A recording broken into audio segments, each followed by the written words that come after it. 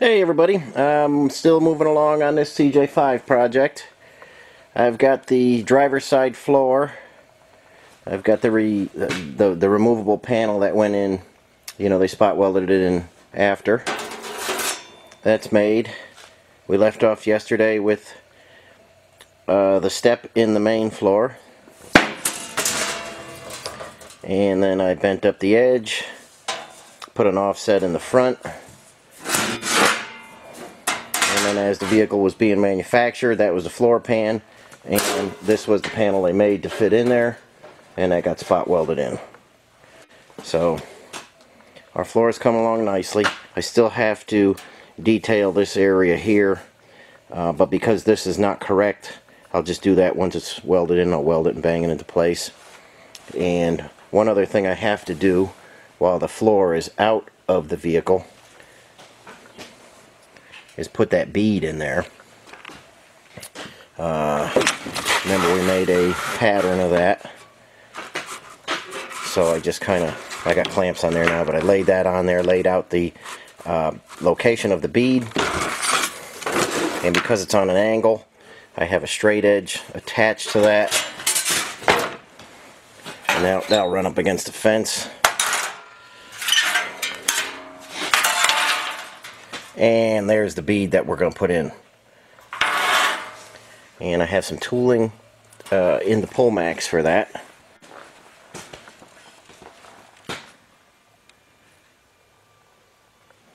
And I have it upside down from what I normally use because the top side here is what I want to look at.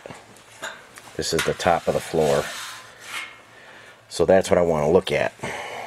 Now, if any of you guys ever tried to put a bead in the center of a panel or done any kind of beading work where it's a stop bead and doesn't run all the way to the end, you know that the panel can get kind of distorted.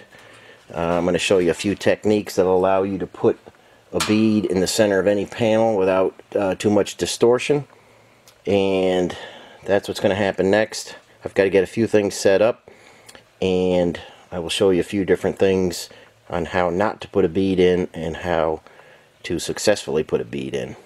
So hang in there with me. I'm going to get set up with a few things, and I'll be right back with you.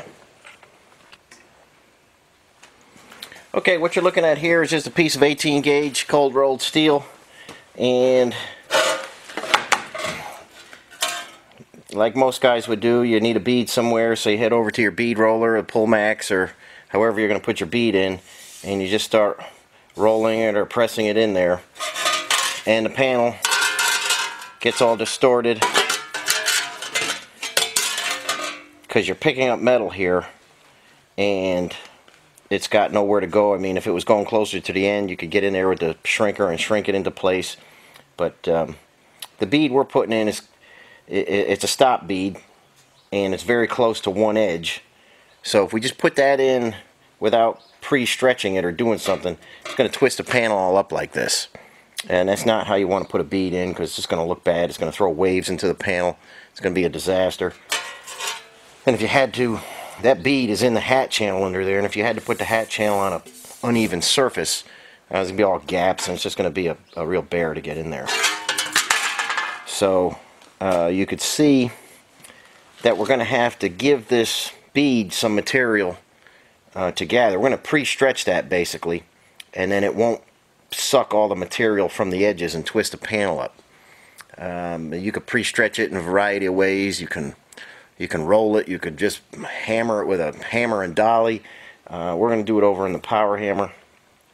We're going to raise an area up. We'll raise an area up on that so it's pre-stretched. Panel will stay relatively flat. We'll raise an area up by stretching it, and then we'll put the bead in there, and will give us the good shape of the bead that we need. And then I've got some tooling, and we'll come in and we'll do the ends and make it look real nice.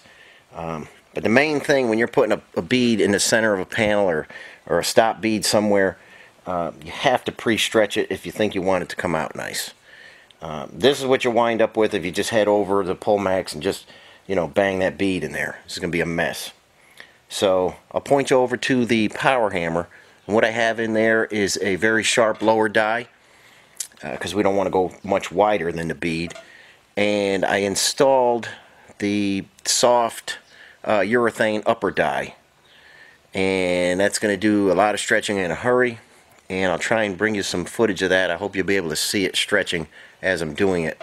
But you could hit it with a hard upper and a hard lower, but I just prefer to do it with a soft upper on the hard lower. It works out real nice, and I'll take you over there next. Okay, these are the dies I'm going to use, and you can see there's a pretty sharp lower. It hits about the size of a dime, and the upper is a urethane die. And you can see it's a lot quieter than a normal hammer running. And that's just going to stretch out the bead. So I'm going to try and get in place here with the camera running so you can see it stretch the bead. And I'll show you a sample of how it's going to be. The floor is way too big for me to get in here with the camera, but I'll get a little piece of 18 gauge and I'll show you how nice this stretches it. Okay, on this panel you can see a green line. That's just a straight line, and I'm going to keep the center of the die in that green line there. We're going to stretch this out, and it's a little tight in here, but I'm going to try and do it with the camera running so you can see the stretch.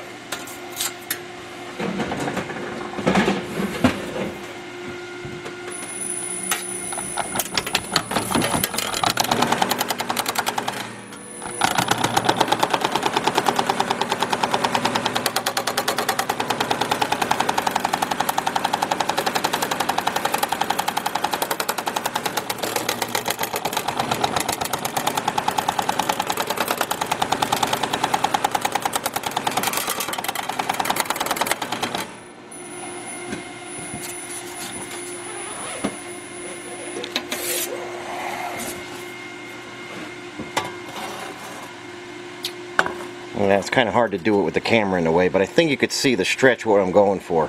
I'm going to pull the camera out of the way just for a little bit, finish that stretch, and then I'll meet you back over at the pull max to show you a bead going in. Okay, there's our stretched out area. Oops.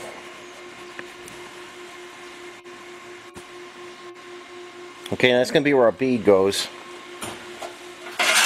And I think you can see that our panel's still pretty flat here.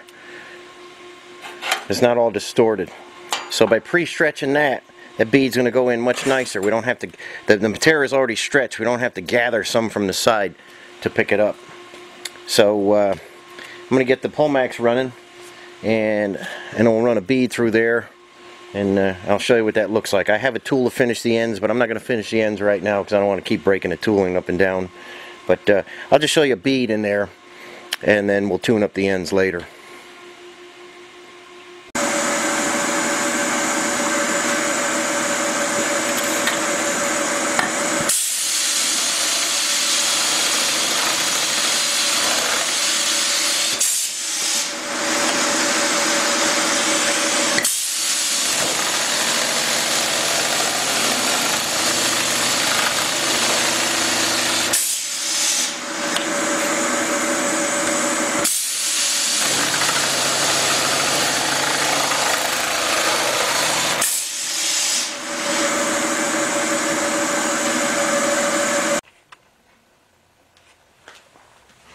Okay guys, just a quick bead, nothing special, but you can see how nice and flat that stayed compared to when we put some beads in there.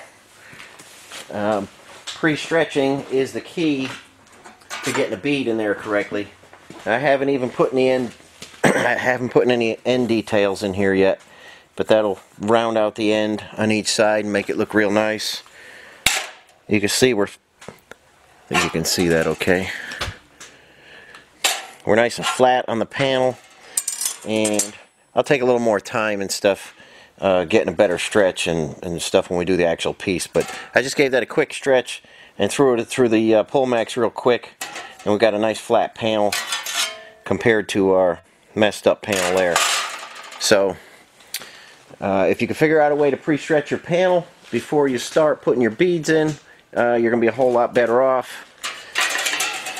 And when you have to do something in the center of a panel, it makes a big difference. So I'm going to stretch the floor pan, and get the bead in there, and I'll show you what that looks like. I'll put the end details in and show you what that looks like when it's done.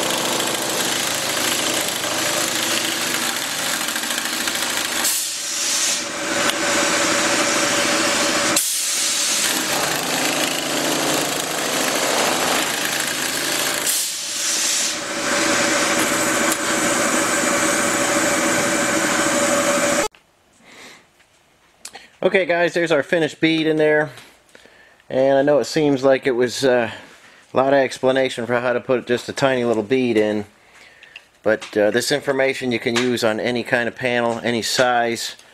I know a lot of guys have asked me in the past how to get nice beads and, you know, stop beads like this in the center of a panel, and pre-stretching is the only successful way to get them in there.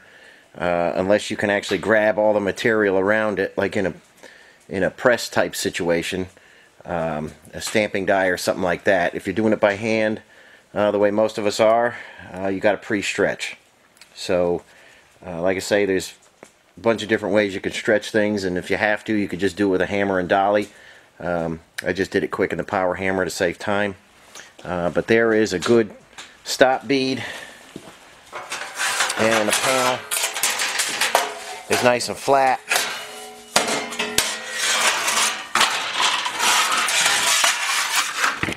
Oops. Hoping you can see this okay. There it is again. And just a little dressing on the edges there, and that'll be a nice bead. So I could finally start to get the panel together, and I'll be back with you in just a little bit and show you where I'm at. Okay guys, I'm starting to spot weld this panel together. There's our bead, and here goes a couple spot welds just to tack it. I just tried it in the body tub and it fits perfect. Got another one down there. Now I just got to come all the way across this top area, down this side area with some spot welds, and then we'll put it into the body tub. And I've got a little bit of work to do down here, and then obviously we got to put more holes in it, but I'm going to do that once I lay it out with the template on the inside of the body tub like I showed you before. But right now I'll show you how I spot weld this together.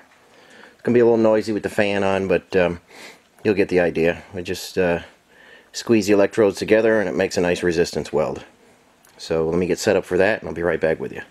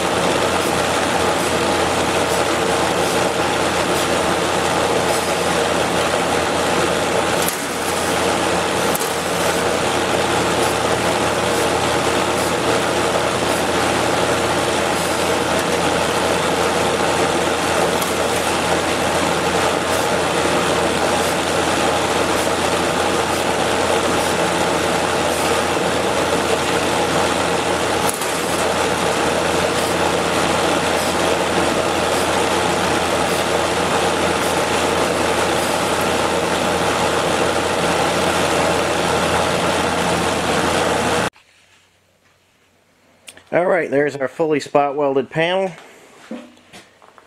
and it looks just like the factory did it. Spot welds all around.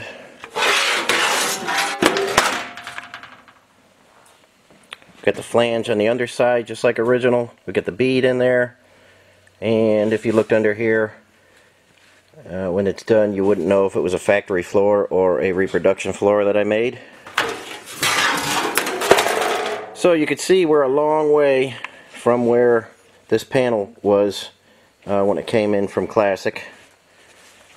And again, got Mr. Clark there signing them.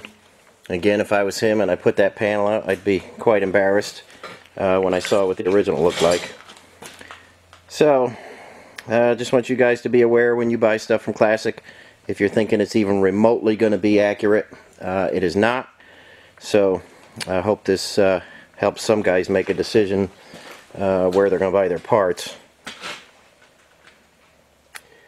So, next step is going to be to get this in the body tub, start tack welding it like I did the passenger side, and I'll show you that as it happens.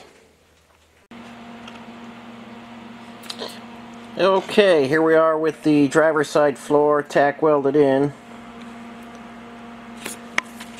And I did it just like the passenger floor. Got the tacks about an inch apart, a little bit more in some areas. But the panel is in there solidly and secure. We've got to still put the hole in for the body mount. I welded through all that weldable primer there, plug welded the back in, and that's what the floor is supposed to look like. There's the bead.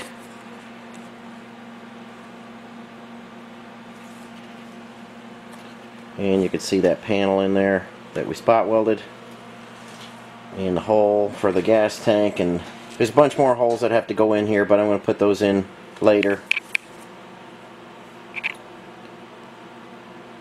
And now I got to start fooling around with the hat channel.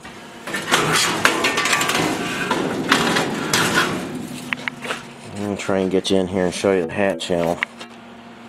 Obviously, with our correct floor in there now, the hat channel's not notched out for this flange, and it's supposed to be a two-piece here anyway, but we'll just notch that hat channel in. Again, I have no idea why this extra piece is on here. You know, this sits on the frame, so I don't know why they thought that was necessary.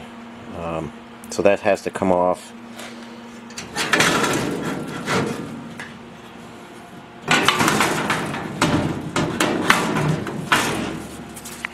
And that's going to cover up the bead like it does on the original. And there's way too much material on here. Most of this is going to wind up getting cut off. And it's supposed to be notched around this little cage nut here. So there's a little bit to do. I've got to trim the ends. There's a lot to do with the hat channel. Like I say, I think I might have to take it apart to get it to fit right, but no big deal. We'll get it fitting in there correctly. So there's a pretty good shot of the front of this vehicle, just about finished. Well, not finished, but roughed in. You know, I've got some welding and grinding to do, and we've got some hole drilling. But for the most part, if you can get to this point, you could easily finish it out. And I'll show you it fully welded in and ground smooth, and then I'll flip it over, show you the inside. We'll get the hat channel welded in, and then we'll move on to some other little areas of the body that just need a little attention. The body's in pretty good shape. Got to remove some stubborn bolts and check up on some areas. There was a quarter panel, half of a quarter panel put in that still needs some grinding, and I'll show you as it goes along. You know, there's still stuff to do, but that's pretty much how you go about putting front floor pans in, and how you make a correct driver's floor if you have any interest in that. If not, you could just use the solid panel. A few people have asked me why I didn't put that, and I don't like my stuff to look like that with just a solid panel. So this is the correct panel. Obviously, I got this snowblower Jeep up here, and obviously, you know, I put the 1/8 inch floors in there just because I wanted it to be extra strong and last a lot longer. So, you know, each vehicle has its own specific way you want to do things, and on that one I was more concerned about thick floors that wouldn't rot out under snowy feet, so I put the heavy floors in there. But for most work, I like to keep it original, and that's why I did a perfect replication, I mean, of the front floor here. And like I say, you get under there and you won't know the difference between a factory original and this one. Very pleased the way it came out, and I think the customer will be too. So I will get this hat channel in and see you next time. And like I always say, thank you for watching, and if there's anything you'd like to see, you just let me know. And hit the thumbs up, subscribe to the channel, you know, tell a friend. I'd like to grow the channel, and I can do that with your help if you keep promoting the videos for me. Okay, I'll catch you on the next video and show you where I'm at.